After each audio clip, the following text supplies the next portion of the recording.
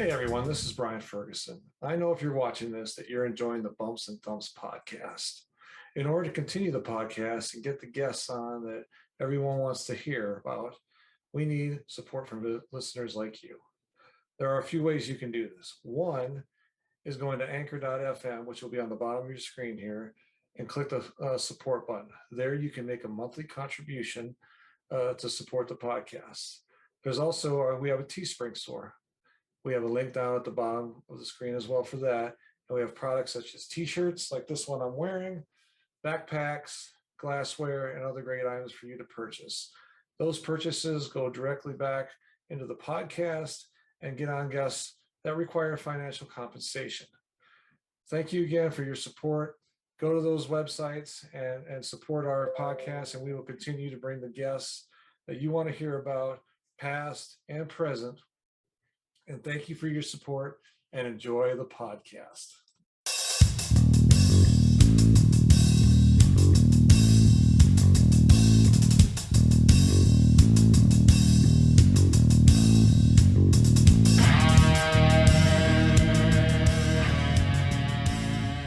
Welcome to another edition of Bumps and Thumps, the talk of wrestling. I'm Brian Ferguson. Our guest today is a returning guest, our historian, our co-host of the podcast, AWA Unleashed, with Mick, Karch, and Chris Tubbs. Welcome back, Mr. George Schire. George, thanks for coming back. Brian Ferguson, how are you? You say I'm back. I don't know. I keep telling you, I think I'm on quite a bit. I don't know.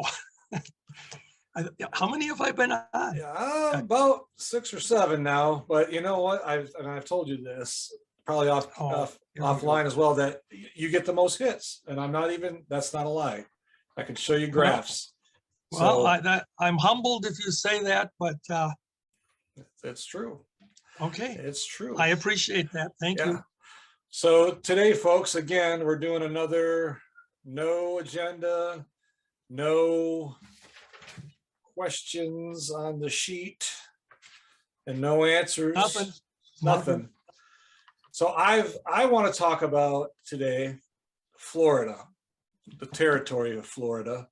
That was a thriving promotion for quite a few years. And I know of Eddie Graham running it. I don't know if there's people behind that. We'll talk about that in a minute. But I don't know, lately I've been seeing things about Florida, and it just occurred to me that I want to talk about Florida. So, George, Florida, if you can, kind of walk us through how it got started, if there was an original promoter before Eddie, and how it came about in the territory era.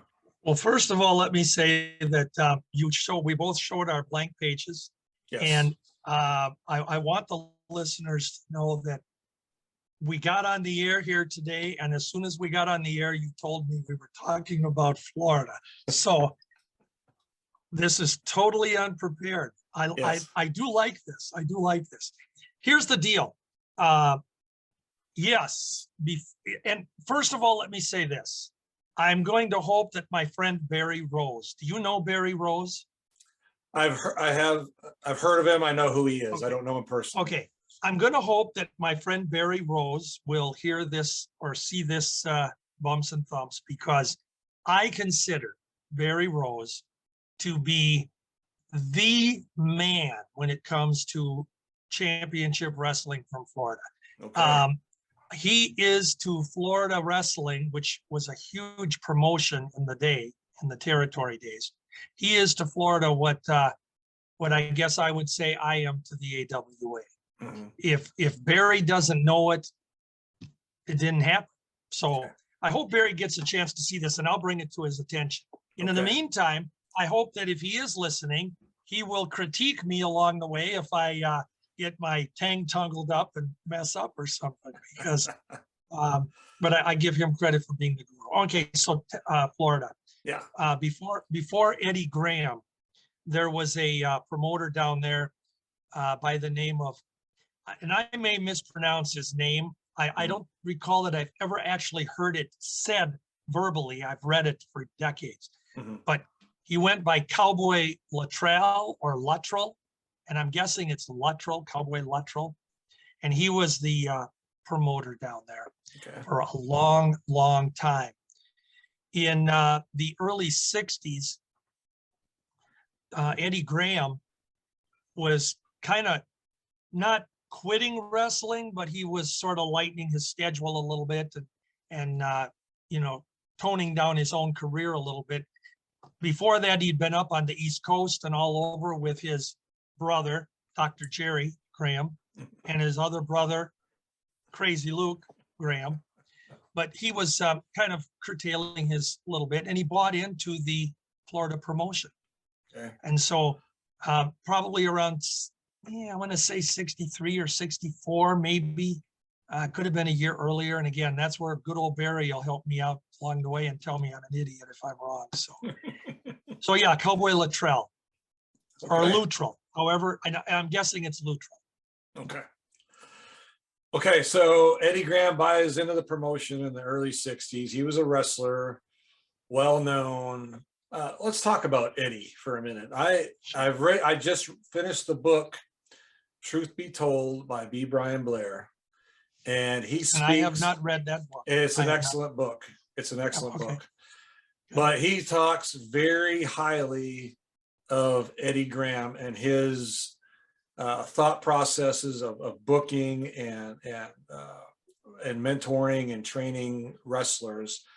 Give us your insight on Eddie as far as that and the promotion. How he got it really rolling in the 70s or 60s and 70s. Well, I can speak to what you're saying.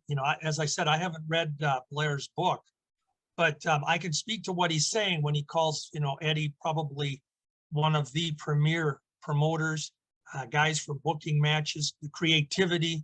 He had a very creative mind and how to get a feud going, keep it going, end it, start it over, build programs around guys.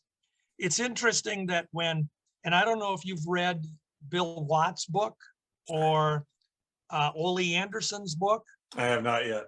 No. Both, I would tell you, while we're on the subject of books, real quick, okay. Both of them, as far as I'm concerned, are must reads for anyone who wants to know about the old school.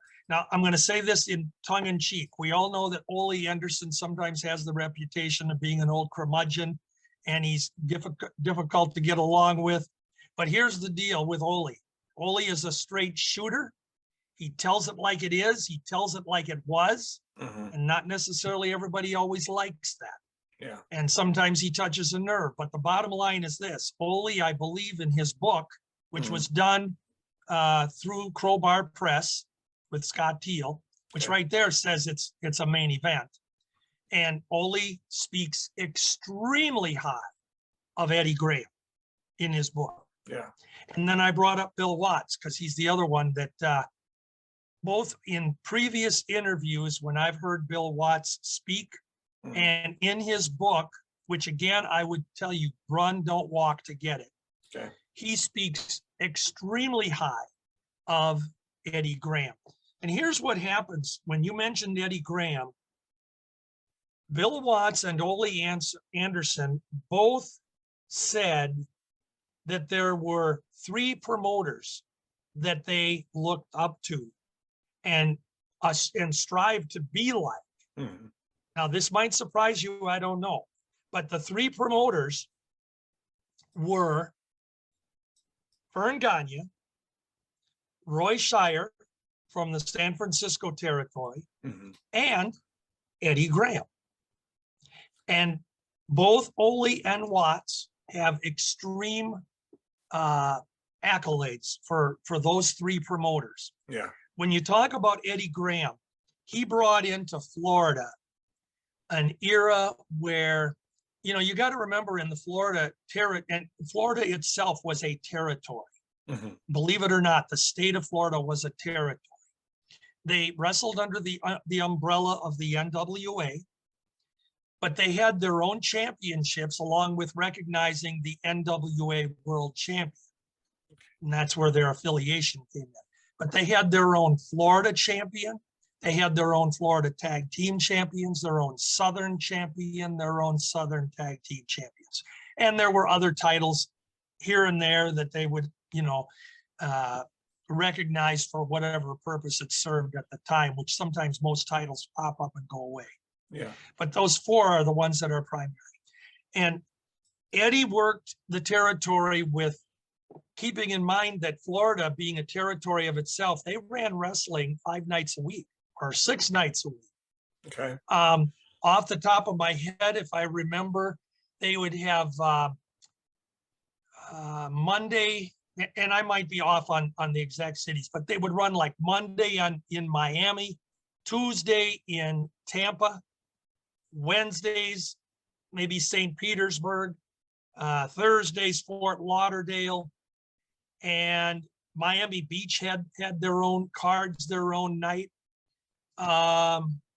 There's probably another city or something I'm missing. And those those actual days may be up, but that's what they did. And it was a weekly schedule. So when a wrestler would go to Florida to work, well, they basically, aside from not only having those 5 or 6 nightly matches, nightly cards to go to and wrestle on, they also would have their occasional spot shows and small town cards that they would put together. So when people went down to the Florida territory, they could make a good payday. And the good thing about it through the years is a lot of times, because the wrestlers up north, especially like here in Minnesota, where it's, I've teased, but it's cold 10 months out of the year. Yeah. They will take a vacation. The guys would take a vacation and they'd go down to Florida and get bookings from Eddie. All they would do is, give Eddie a call and say, hey, I'm going to be in town so-and-so dates. And, Eddie say, sure, we'll get you on the card. We'll do this, we'll do that. And occasionally Eddie would actually work the guys into 2 programs that made sense. Saying that, I'll give you an example. Back in 1972, when Ray Stevens and Nick Bockwinkel were the AWA tag team champions, they took some time off over the winter from the AWA. They went down to Florida, and they were down there for 3 weeks. And of course, up here, their fans are told, well, they're defending the championship, somewhere in the world, because the AWA was a world title, Right. And but they're down in Florida, Ray and Nick. And what happened down there at the time was Eddie put them into a program with guys like Tim Woods and what was it? Hiro Matsuda. I think Bob Orton was included in it. Bob Orton Sr., Daddy Orton. But anyway, Nick and Ray actually won for a couple of weeks while they were there. They won the Florida Tag Team title. Oh, wow. The interesting thing is that they were not acknowledged at that time in Florida as AWA World Tag Team Champions. They were just Ray Stevens and Nick Bockwinkel, and they come in and they win this regional championship, which down there is huge. Yeah. And then when they were ready to leave, then they lost the titles. I'd have to look in my title history book who they won it from and who they lost it from. But I know Bob Orton and Tim Woods and a couple of those others were kind of in that circle. Yeah. So that would be an example of how Eddie ran his territory. And other guys from other territories would do the same thing. Yeah, it's interesting that you bring up Nick and Ray. They were such a great tag team. And in Florida, when I read that book by B. Brian Blair, Truth Be Told, that it talks about how Eddie developed people, trained them. They go to the armories and stuff around in Florida, Tampa. And it's just, I think that is a lost art for today. But Eddie, he really revolutionized, I think, the business as far as one of the top thinkers of coming up with things. From that era, what was probably, in your mind, one of the best angles or feuds that came out from Florida? Back in the day, am I allowed to back up and answer my own question? Sure. Before? You okay. Bet. I just happened to grab one of my title lists here since we were talking about that Nick and Ray thing. Yeah. So this old man's memory is not too bad yet. Nick and Ray went down to Florida in July of '72, Okay. and they won the Southern Florida Championship from Hiro Matsuda and Tim Woods. There you go. See? And they won it on July 5th in the summer, no less. And they lost it to Matsuda and Bob Orton 2 weeks later. Well, there you go. You had it right. So there you go. I had the right guys. Okay, to answer your question. You're not slipping. Don't worry. Well, I just remember stuff. I sometimes don't remember exact dates. Yeah. Anyway, to answer your question about the best feuds, back in about 1967, I started trading programs.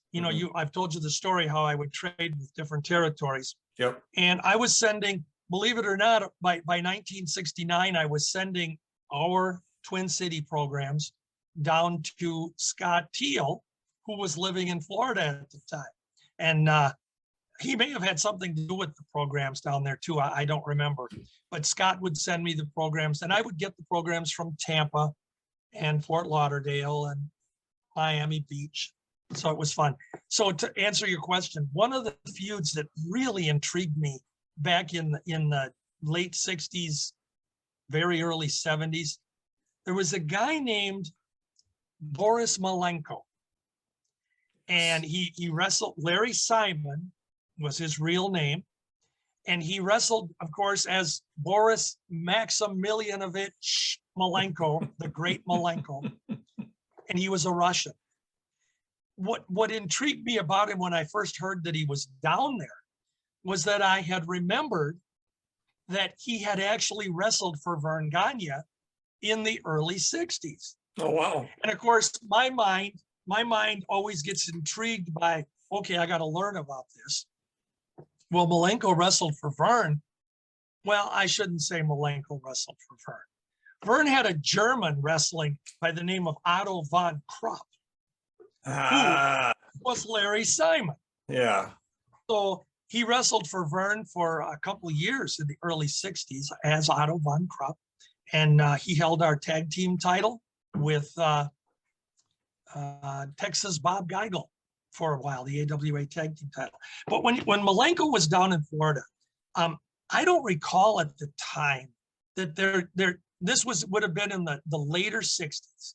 Mm-hmm. I don't recall at the time that there seemed, by the wrestling magazines that were, we'd purchased, that there seemed to be a feud that just, it seemed so intense and so real. And it was Eddie Graham and Boris Malenko. Okay. And they had all kinds of matches. And Boris would get into these, we're going to have a Russian chain match. And they had a gimmick they worked down there, which was unique because I hadn't heard it before that. And I never heard it afterwards. Supposedly Boris's false teeth fell out. And I think it was Eddie Graham that stomped on them and broke them or smashed them. And of course, then you got to have a rematch for that. It's that type of creative stuff that really made it. And the chain matches. And Boris Malenko was noted for not being afraid to put a little color into it if he needed to, if you know what I mean. Yep. So I think that was one of the feuds that stand out for me, and I would have been a younger kid at that time. Yeah. Now there's a lot of guys that went through Florida. We talked about B. Brian Blair, Steve Kern, Paul Orndorff.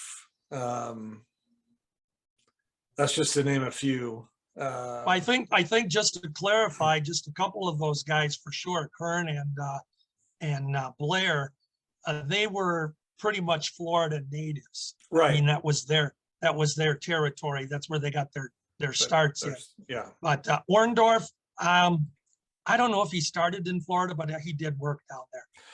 But you're right. A lot of guys came in. A lot of guys came in and left. It was a really, they had their mainstays. And maybe we should touch on that real quick. Let's do it. All territories, as we know, had their mainstays. The guys that the 3, 4, 5 guys that seemed to always be in the territory, and that for one reason or another, anyone that came into the territory would be worked into a program with these guys.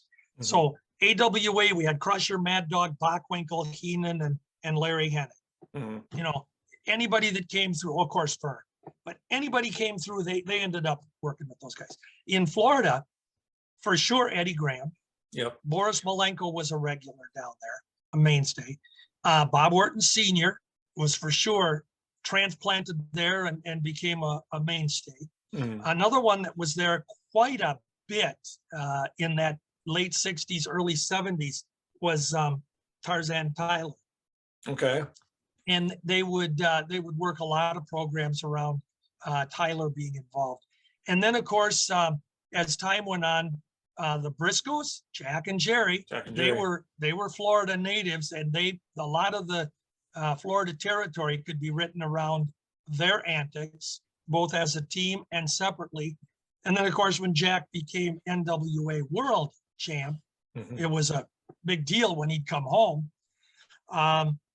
The Funk Brothers, Dory and Terry, also, even though they were Texans at heart and had their own territory in Amarillo, but they were pretty well regulars in the Florida territory. And then later on, by all means, we get to that American Dream, Dusty Rhodes. I was just thinking that. Yeah, the American Dream. Yeah, I mean, he pretty much became Florida. He would have been, you know, and again, I know I use references to the AWA, but he would have been our Crusher after a while, where he was the man that you were going to get involved with if you came to Florida. Yeah. If you were a bad guy. Yeah. Wow. Yeah, I was thinking Dusty Rhodes. I didn't realize the Funks. I know they were Texans and they worked a lot down there. They had, like you said, they had their own promotion, but that's pretty. I didn't know about the Funks. I knew about the Briscoes and their feud down in Florida was rather unique because when Dory Jr. was the NWA champion, and then of course he and Terry would team up. Well, of course, in Texas, in Amarillo and Texas cities, when they would wrestle against the Briscoes, the Briscoes were actually the heels, or the ones the fans would boo, believe it or not. And I've always thought it interesting that Jack Briscoe could be booed, but then you have to realize that as the NWA champion, their formula for champion was always that whoever held the title had to be able to go into whatever city they're going into and wrestle their top heel or their top baby and play the respective role.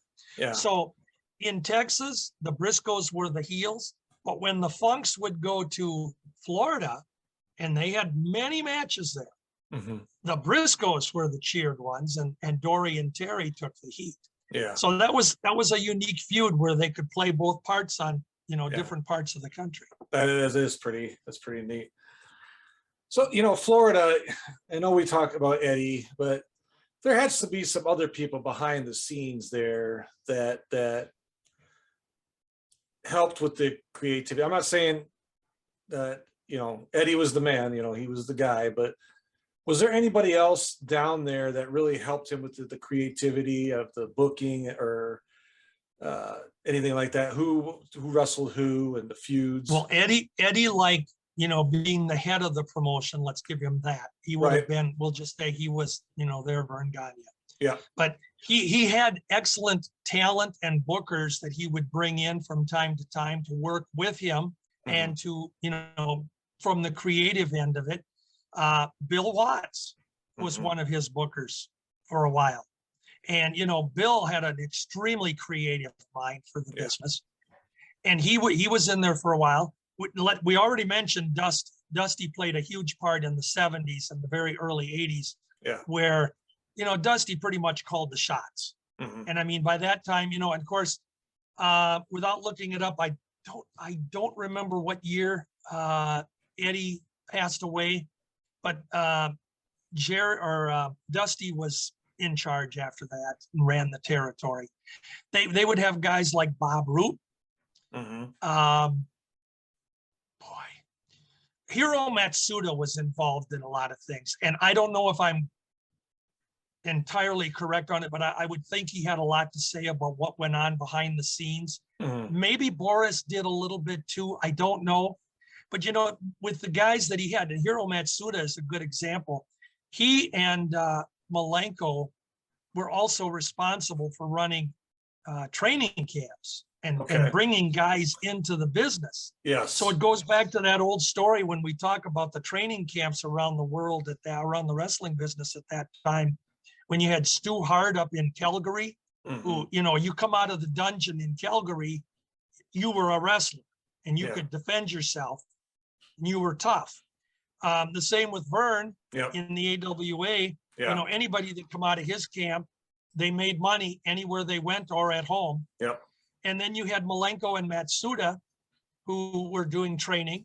Yeah. And then, of course, let's not forget the Funks, because they owe Daddy Funk, Dory Sr., and again, Junior and Terry later on. They brought in talent like you wouldn't believe. And all of that talent, all these guys that we're talking about, the trained wrestlers, they eventually, many of them ended up in Florida and made a lot of money working that territory. Yeah. Guys like Stan Hansen and Bruiser Brody and Dusty Rhodes and Dick Murdoch and Bobby Duncombe and Ricky Steamboat, Bill Watts himself, Dusty, Dick Murdoch, Jack Mulligan or Bob Windham and the whole Windham family, who, got their training too. Black Jack Mulligan. Yeah. So, it was I always thought back in the territory days that, if I would have picked one territory that I could just go and spend a couple months in, Florida was always on my list, because number one, I'd see wrestling every week or every night of the week if I wanted to travel a few miles. I mean, Miami and Tampa, there's some distance, and Fort Lauderdale and whatever. But, if you're willing to drive, you could have had fun every day. Yeah. Yeah, it's pretty amazing that, those guys back then, they could hop around the state like that, excuse me, and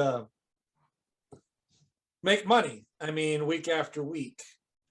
It didn't get stale. It didn't get stagnant, if you will. It was fresh. I mean, that's kind of I don't want to say lost art, but it's, nowadays it's, you kind of know what's going to happen. You're going to know probably 99% of the time. There's not a lot of surprises. I think what you have to realize is that Florida, because of the weather, if you get into Orlando, Tampa, Miami, oh my gosh, I mean, in February, it's 70, 80 degrees. Yeah. And, when you come up north, we're sitting here 10 below zero and believing winter is never going to end. And so for a lot of the guys, if they could get booked in the Florida territory, and I'm going to tell you something, if you were able to see the programs, and again, I'm very fortunate to have programs from about, 1956, all the way to about 1983 or 4, and pretty much every week. If you look at the talent, a lot of these guys, they may not have made as much money working in Florida, but it was a trade-off for them. Yeah. I didn't have to put up with the winter or the cold or the travel that was in other territories where you had to travel, 300, 400, 500, 600 miles to go to the next town to wrestle. And of course, the weather itself. A guy like Bob Root, who was a Florida mainstay for a long time in the 70s. And Bob himself, he says, I got a call from Vern to go to Minnesota. And he says, there wasn't any amount of money that he could have promised me or to give me, because I didn't want to put up with the winters. He says, I grew up in Michigan, and that was enough winter for me. So that was a trade-off for him. Yeah. And Bob Roop, anybody that knows anything about Bob Roop, he's a great amateur champion. Yeah. He represented the United States in 1964. And he was an excellent technical wrestler, a real wrestler who could add the showmanship and everything and make money doing that. But he would have fit in the AWA like, it'd be like gravy and mashed potatoes. They just go together. Right. But he didn't want to come up here for the weather. So he chose, I'm sure he didn't make as much money, but it made sense for him. Yeah. Yeah, that's true. Like you said, AWA had a lot of great talent, but them winters, I mean, I'm from Wisconsin. It's pretty cold up there in the wintertime. So we have people right now, you and I are doing this on July 11th. Yeah. And the weather here in Minnesota has been, for about the last couple of weeks, we've been into the upper 80s and 90s with high humidity. Yeah. And it gets a little sticky, but you know what? I don't complain, because we just get the worst winters. Yeah. And for me, I choose my poison. I take the lesser of the two poisons. Yeah. Yeah. Oh, I understand. So Florida, the hot spot, we're talking about travel and stuff. I'm just trying to understand how these guys, I mean, they made some good money in that era, especially. What do you think was really the key to that success? I mean, you're running 5-6 shows a week, and rotating city to city. Here's the interesting thing. And I think for a lot of people today, it's hard to conceive that, because we live in this instant information technology world today. Mm-hmm. I mean, if there's a news story that breaks, God forbid you have a newspaper subscription and you live out in the country, because by the time you get the news, the world's been destroyed and it's gone. But what really it is that back in the kayfabe era, and this is what most fans today who didn't grow up during that time, they don't understand that wrestling, for one thing, was not covered by the media. It wasn't even on the radar. A lot of the newspapers and the sports outlets, they didn't want to acknowledge that it even existed. And that's sad, but it's truth. Yeah. And so promoters in the kayfabe era, because we had no information links, you could hold a card, and let's just use Miami and Tampa. Okay. You could hold a card in Miami on Monday night, and you could hold a card that maybe was similar in talent and content on Tuesday night in Tampa. And for all practical purposes, neither of the two fans from the given nights knew of the other card. I mean, as weird as that seems. Yeah, no, and that was the same. That was the same in most of the territories. Mm-hmm. The promoters, they could get away with giving you something in your little hometown where you had your local television program, and they only advertise the card you're going to see. And every promotion, promoters have opened the pocketbooks. They've went all out to get the champion here, and just for you. We had no way to discount that, and we believed it. Our world was smaller. Really was. The world was smaller. Yeah. Whereas today, if they tried to tell you that, within nanoseconds, you go, oh, come on, they just wrestled 16 times in the last 15 days. Come on. So that's really part of it. They could get away with running 5 days a week in 5 different cities, and with but the rarest exception, somebody would actually be able to move or travel to all 5 towns in Florida, or 6 towns, and rest and see wrestling. They would see it in their own respective city, watch it on TV, and get the tape for that particular city, and they'd be happy as pigs playing in mud that they're getting to see it. Yeah, you're right. It's a very digital world now, instantaneous. You asked me a minute ago too, and my mind races. You asked me a minute ago about great feuds and great programs in Florida. Mm-hmm. And we mentioned Dusty Rhodes. And so we mentioned Bill Watts. Mm-hmm. Probably not a lot of fans know that it was Bill Watts that actually turned Dusty Rhodes into the American dream, making him a babyface in Florida. Okay, we did not know that. Dusty had been Bill Watts, I believe, was the booker down there at the time. And Bill was wrestling when he'd go down to Florida. A lot of times he was a heel. Yeah. But he had, and I'm just reflecting here, he had Dusty Rhodes aligned with Gary Hart, who was one of the notorious managers of the day, and a very good one, I would add, and probably underrated in many manager polls, but a very good talker, very good manager. They had Dusty aligned with him and a Korean wrestler by the name of Pak Song. Yeah. I believe that sometimes they build him as Pak Song Nam, N-A-M, but Pak Song. And they actually had Gary Hart and Pak Song turn on Dusty Rhodes in a tag team encounter. Okay. And Dusty was the most hated heel. And then Dusty started to hone that son of a plumber persona gimmick that he had, you know, that he was the average working class guy, came from working class roots. Yeah. And, you know, putting his jive into it. Yeah. And, you know, the rest is history. But it was Bill Watts that made that infamous turn in Florida. And it was around 1974-ish. And that's probably, I think that is the year, 1974. Okay. And Dusty had been up in the AWA as a heel before that. And then he had been wrestling down in Florida. And then Vern actually did a baby face change with from heel to baby with Dusty, but it was non-eventful compared to what Bill Watts did with him in Florida.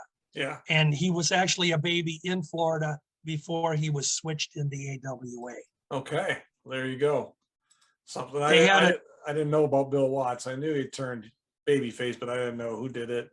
Yeah, it was Pak Song, and there's actually a shoot interview floating out there. I don't know what the name of it is or anything. You know, here's the thing, Brian. I don't watch any of these things anymore, but Bill Watts talked about the great, and he calls him Pak Song Nam at the time. Okay. But I usually only saw him listed as Pak Song. Okay. And and for those that don't remember what Pak Song looked like, he was Korean, I believe. And I never saw him in person, but he always looked body and facial wise very similar to me as Shozo Kobayashi. Okay. And Kobayashi was Japanese, but I mean, they just seem to me to have similar body types. Okay. Interesting. All right. Florida, I tell you, you've got some interesting perspectives. Was that one of your favorite areas that you like to collect and like to, you switching back programs and TV tapings, that kind of stuff? The thing that was fun, when I did the trading in those days, it was exciting because yes, they ran weekly. And Florida, like I said, they ran weekly cards. So if you're trading with someone in Tampa, you're going to get 4 Tampa programs a month. Yeah. And they generally ran every Tuesday, regardless, unless I think it was, if it was Christmas Eve, they didn't run. But otherwise, pretty much Tampa ran Tuesday nights. And I know Tampa especially ran Tuesdays because I was down there a few times for Tampa cards at the Fort Hesterly Armory for wrestling. And, that was another thing that was fun about it is the venues, because the wrestling auditoriums, National Guard armories and arenas back in the day, they were a lot smaller than what today we're accustomed to when we have auditoriums and arenas that can seat 60, 70,000 people. Yeah. And back in the day, the Fort Hesterly Armory, and it was a National Guard armory, they could probably hold, I don't know, I'm guessing here, maybe 3,000, 3,500 if it was full. Mhm. But if you get a sellout, which they did often on a Tuesday night, well, you figure you take that 3,500 or 3,000 times 4 for a month, three Yeah. times 4, there you are. You're talking, 12,000 12,000. fans a month for one city. Yeah. And then you put in the other cities and the same thing. The one of them ran in a convention center. It might have been Miami or Miami Beach Convention Center, but they have the same type of things where you'd have these smaller venues. And to put that into perspective, we had, and we go off on little tangents, but I think it puts it paints a picture for fans. Yeah. When Minnesota, we used to run weekly cards back in the 60s and very early 70s. So again, you'd have 4 cards a month. But when they were running twice a month, you'd have Minneapolis and St. Paul, and you have an auditorium that holds 10,000 if it's full, and they draw 6,500, 6,000, 7,000 fans for a card. Again, do the math, you're drawing 12, 13, 14,000 a month. Yeah. That's pretty doggone good. Yeah. And, you can brag today about I don't want to go to the modern day world, but you can go to the venues today where they say, well, we got 50,000 fans for this card, for this pay-per-view or whatever it is. Mhm. Okay, well, you're only drawing one card. We did it. And then the other thing too is that the guys always had a payday. That was the key thing.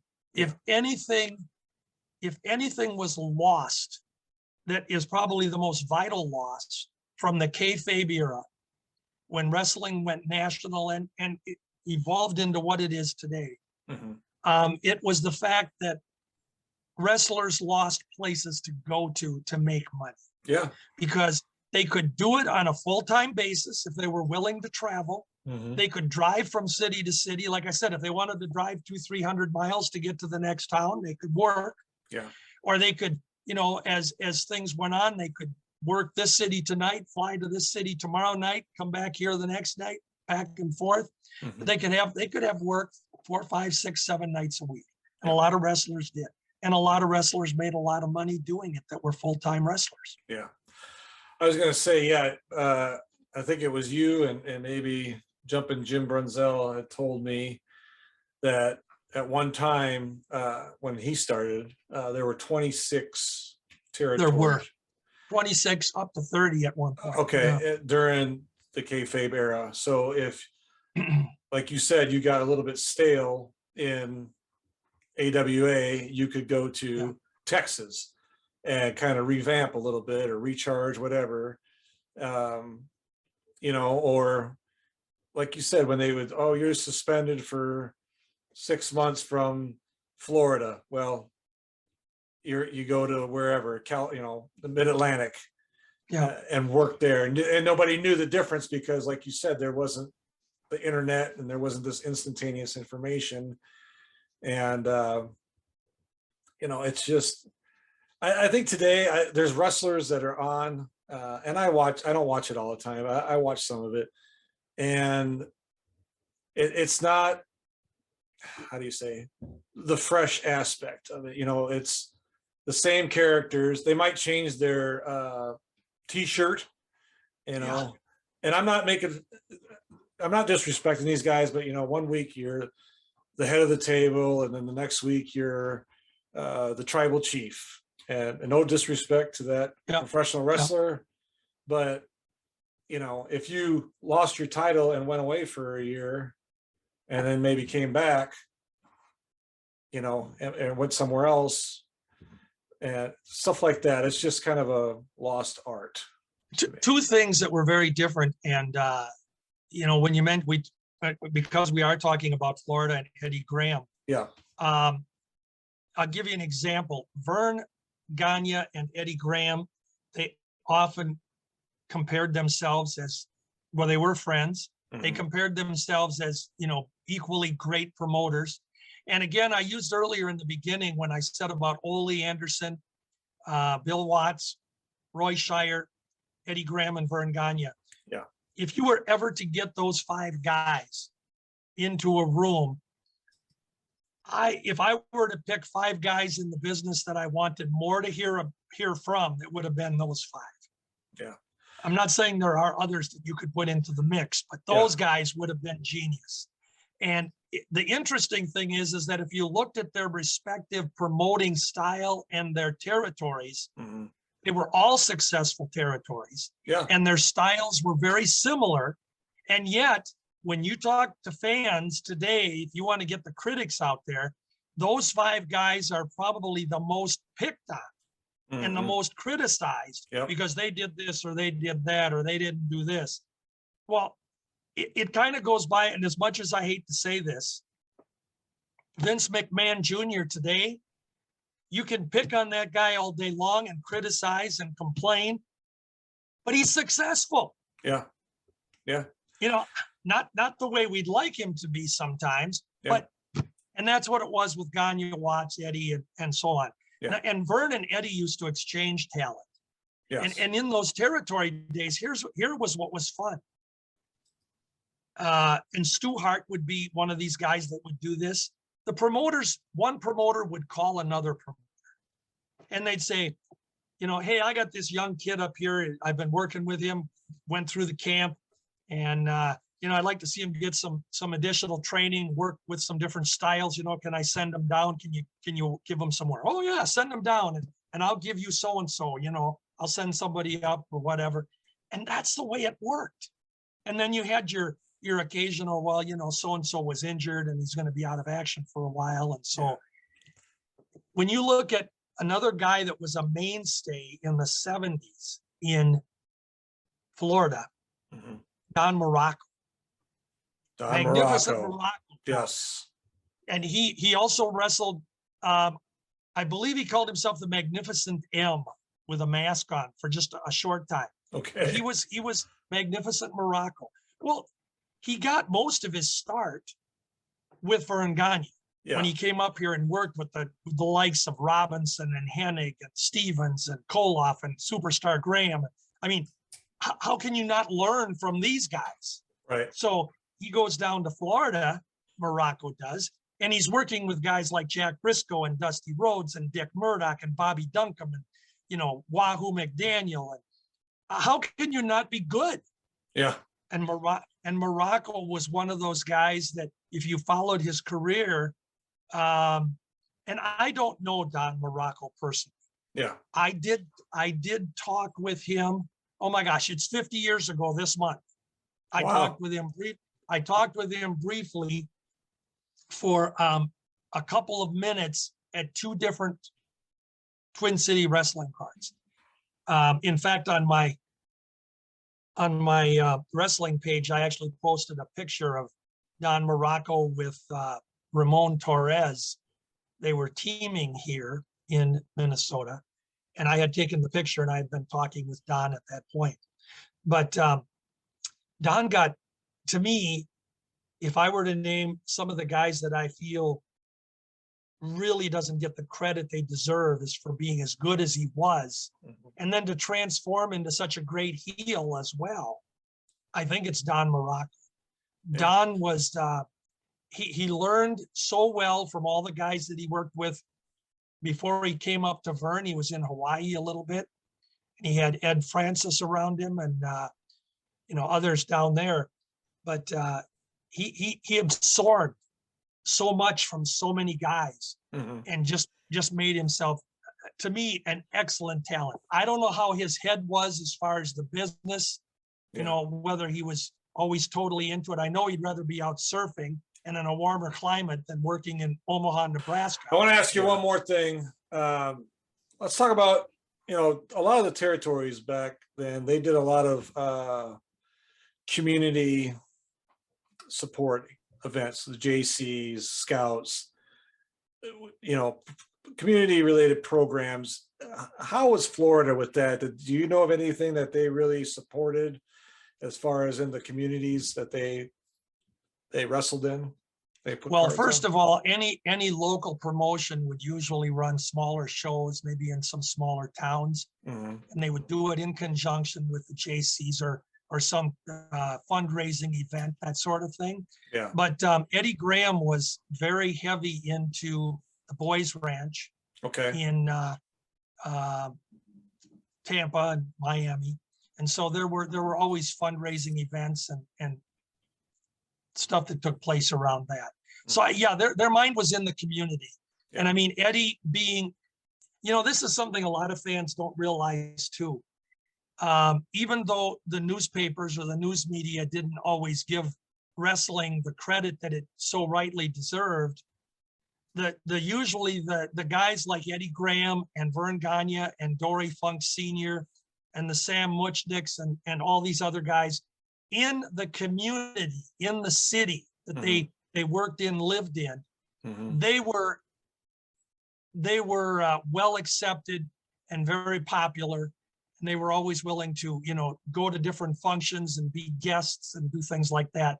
So they gave back to the communities probably a lot more in many senses than the communities gave to them. Yeah.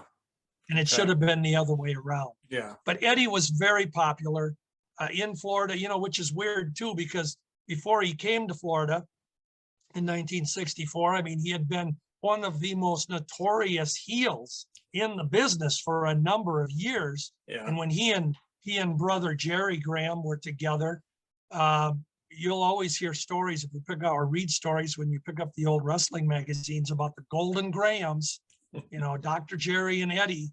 And they were probably in the tag team era of the late 50s and the early 60s. Yeah. If you were to name the top 10 tag teams, Eddie and Jerry are probably right up there, if not near the top there at the top. Yeah. Great. Just a great tag team. Yeah. Yeah.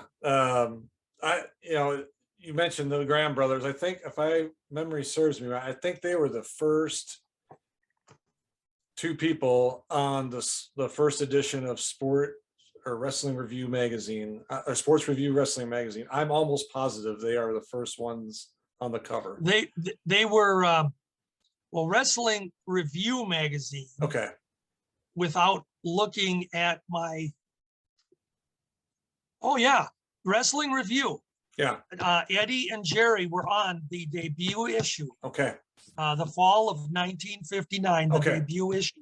They're on the cover. That's what I thought. Yep, I knew 100%. Yeah. Okay. That was the first wrestling magazine I ever bought, so I should never forget that, and I still have it. Oh, there you go. My grandma, I told you one time, my grandma. You did. I asked her for 50 cents, and you'd have thought I was asking her to give up a kidney. 50 cents, that's so much money, but okay, here you go. It's grandma. Thank you. Yeah, grandma, thank you. Yeah. And I, through thick and thin, I've saved that and everything else along the way. So that's great. I love my grandma. Yeah, you gotta love grandma. Yeah. My grandma used to pay for my tickets to go to those wrestling matches when they were around the town in Rice Lake and stuff when I was a kid, because my dad would refused to pay for that stuff. And it wasn't very much. It was like back then, like $5. Well, but you got to put it into price in era perspective. Right. $5 was probably like 30 today. Right. But I'm saying, Grandma said, Brian, I will get you the ticket, and she did. And then I would go. My dad wasn't very happy about it, but that's just the way it is. You and I may have talked about this before, but what years did you live in Rice Lake? Oh, I was born there in 70, and I left there in 89. I left. I went. Okay, so were you there for Ric Flair's debut wrestling match? I was not at the match. I was a little kid. I was probably 2 years old. So no. Yeah, that would have been okay. Yeah, because that was I think December 10th of 74. It's funny, as I talked to Sergeant Slaughter at WrestleCon, and his first match was in Rice Lake, Wisconsin, with Playboy Buddy Rose, who was under a different name then. Yeah, Paul Pershman. Yep. And he said, I don't remember what year it was, but he told me that, because he asked me where I'm from, and I told him, and he's like, it was my first wrestling match there. So I guess we were kind of a little tiny hot spot back in the day. Well, and there you go. When you're talking Pershman, Slaughter, Bob Remus, Yep. and Ric Flair, you're Yep. talking three of Vern's really most successful trainees. Yeah. Well, not most successful, but three successful trainees. Right. And Rice Lake was not a major hub, but it No. certainly was one of our regular stops. Yep. And Vern would send, the rookies at that point, as they were called, send them out there to work the prelims. And it's in all likelihood, if Slaughter or in that case, he would have been Bob Remus. Mm-hmm. But if he and Pershman were on the card, chances are very good that it was one or both of them that brought the ring to the city that night. Because that's another thing that the rookies had to do, is they would haul the ring truck to whatever small town to get it set up. Yeah. So that was. Go ahead, George. The other thing I want to touch on, because we were talking Florida and I was mentioning Bob Roop before, and we're talking about rookies. One of the things that Eddie Graham did, he had such a creative mind, and Eddie was of the stature too, that he wanted his wrestlers to know how to wrestle. Does that sound familiar? It does indeed. Yeah. Eddie wanted you to know the fundamentals. He wanted you to know how to get into the ring and somewhat protect yourself and make it look real. Mm-hmm. And what he would do, I mentioned Bob Roop. Mm-hmm. Bob Roop, you want to talk about a guy who, again, probably does not get the credit he deserves. He was one of the, he's fairly certain he was a shooter. I mean, Bob Roop could take you down, break your arm off and hand it to you before you knew he'd taken it off. That's just, I give him that credit. Yeah. And Eddie Graham used to bring in guys, young kids that wanted to wrestle. They might have been going through Matsuda's school or some of them would just come in and I want to be a wrestler. They think it's easy. Well, Eddie would send Bob Roop out and he'd go in there and he'd say, go in and stretch this kid for a while. Whether the guy had some matches under his belt or not, but Eddie wanted to see what the guy could do and what he couldn't do. And whether or not he was, whether or not he had it in his heart to continue. So Bob Roop would be brought in to get in there and just make this guy's life tough for the next 5-10 minutes. Yeah. And usually, and Bob has told this story, usually within a few minutes, Bob would have the poor kid puking. And I mean, and that sounds terrible, but that is the way the business in the kayfabe era, before they would ever admit to any wrestler that the endings of the matches were predetermined, or that, some of the moves we do in the matches are choreographed a little bit here and there because someone's calling the match as they do it. Right. Before they would do any of that, they really wanted to test these guys and they wanted to get them in there and just punish them. And that's how they found out if they were going to be dedicated to the business. Yeah. And you can't say it wasn't a bad thing, because when you look at all the talent that came out of this from all these different camps, the business would not have had the major stars that we did if that type of wrestling, and training wasn't done. Yeah. No, I agree. I got one more thing that you just mentioned a name and it kind of popped in my head. Hiro Matsuda. Yeah. Now I have been told that he I'm going to say yes. I'm going to say yes before you answer. Yeah, because you know what I'm asking, don't you? And he would try to hurt you for real. I mean, in his camps and stuff, he would try. I mean, he broke Hulk Hogan's leg. That's what I was going to say. That's not a rumor. He did break Hogan's leg. And he's hurt a lot of people, but I understand trying to test somebody and make sure that, okay, you're ready for this. But do you think doing that kind of stuff, especially in that era, was a little, well, I wouldn't say it's quite excessive. I mean, breaking somebody's leg on purpose. Well, okay. I don't know exactly what happened in the Hogan Matsuda situation. Okay. It is true that Hogan's leg was snapped by Matsuda. here's the way I would say to you. I would 100% agree that if this was the type of thing that was done on purpose, where I'm going to go in and I'm going to break this guy's arm, or I'm going to injure him. Yeah, I would not condone that. I don't think that's ethical. Right. But I want to play devil's advocate here, Brian. Okay. And I want to say that in many instances, it was probably instigated because of the individual going against whatever person was training him or working with him. So a little bit ago, when I said to you, well, Bob Roop used to go in and stretch these guys. Yeah. Bob Roop didn't go in the ring to break the guy's leg. Right. He didn't go in there to, dislocate his shoulder or do any of this stuff. Right. What Bob Roop did was he went in there and he put on legitimate holds that were going to really test the pain threshold, really test the fortitude of the wrestler, the endurance of the supposed wrestler. Yeah. And then if that individual were snarky in the sense that, what's the word I haven't used? Snarky. If he was in the wrestler's face, because you got to remember, in the kayfabe era, these guys, the wrestlers themselves, were often tested. Yeah. And when I say tested, they were sometimes bullied into defending themselves, or because the guy that thinks he wants to be a wrestler or thinks that the wrestlers are phony, they go in there and they get in their face, and depending on how they react and do things in that little exhibition, or how they treat the wrestler themselves, that's where that stuff comes from.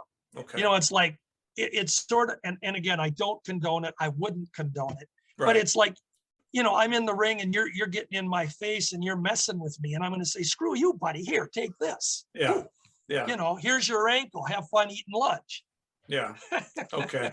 No, I've just heard about Hiro Matsu, not just Hogan, but there was some other. Hiro was tough. Yeah. And there's no doubt that he put a lot of guys through some, I guess you could say, torture.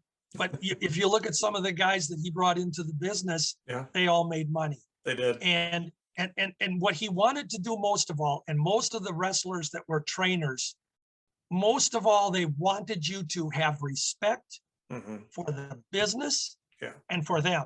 Yeah. And don't go out there and say, we're phony, we're fake, or you think you're better than we are because you don't think we're real. That's when they showed you that, yes, we are real. Yeah. And we put on a good show for you. Exactly. So no, I don't condone it, but okay. Just had to ask, because I've heard things about it, Hiro, and he's no longer with us, but I mean, you hear things, so you're the expert, or one of the experts, so I know. Well, I don't know about that. Well, don't tell my wife I'm an expert. She's not going to buy that. Well, you're a trusted, reliable source, and so if you say it, it goes. So yeah. All right, well, on that note, Florida, I've got some good insight on it. I know our fans have. George, thanks for coming back on. I really appreciate it. Blake, I only looked up one thing. I grabbed a list from my shelf up here. And I looked up the Florida thing. It was bothering me because I was tossing those 4 names out. Yeah. And I wanted to make sure I had them right. No, and folks, full disclosure, George, we've done this last 2 times because George likes to do it like this, and I respect that. So we decided we're going to do that. So whenever he's on, probably from now on, we're going to just do it ad lib, no notes, no questions written down, predetermined. We're going to just go forward. So I want to just say this, and I appreciate us doing that. I told, just so the fans know, I told Brian beforehand, can we just have another no subject conversation, see where it takes us. Hopefully you enjoyed it. Our AWA Unleashed podcast that we do weekly, I do it with Mick Karch and Chris Tubbs. I couldn't do it without Chris Tubbs. because he is the producer. He puts everything together. The man's a genius on a radio board here in the Twin Cities and a local station. And Mick Karch, of course, he's the voice of Minnesota's independent wrestling scene, and even had a stint with the AWA briefly, but he did nonetheless. He adds so much to the show, and the only difference between what we did today and our show is that our show is pretty much scripted, where we know the topic, we have notes. Chris wants everything real tight. Yeah. He puts little reins on us where I can't talk more than I want to, and but like I say, both guys, I couldn't do the show without them, and I have fun doing it. But I like this too. Yeah, no, folks, I'll promote it. That's a great podcast. I watch it when it comes out or listen to it.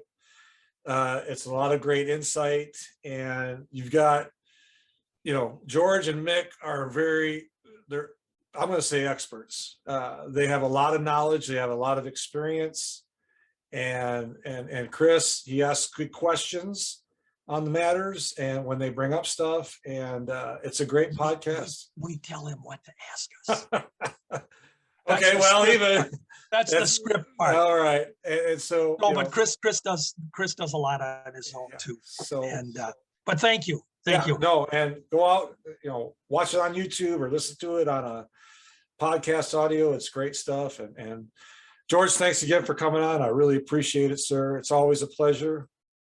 I always have fun, Brian, and I just so appreciate Bumps and Thumps. Thank you very much. I hope you continue to do it. And yes, I hope I can come back and you can throw me another bone and see if I can nibble at it. All right, folks, if you're watching, thank you. If you're listening, thank you. And if you haven't subscribed, please do so. Yes. All right. And we will talk to you soon.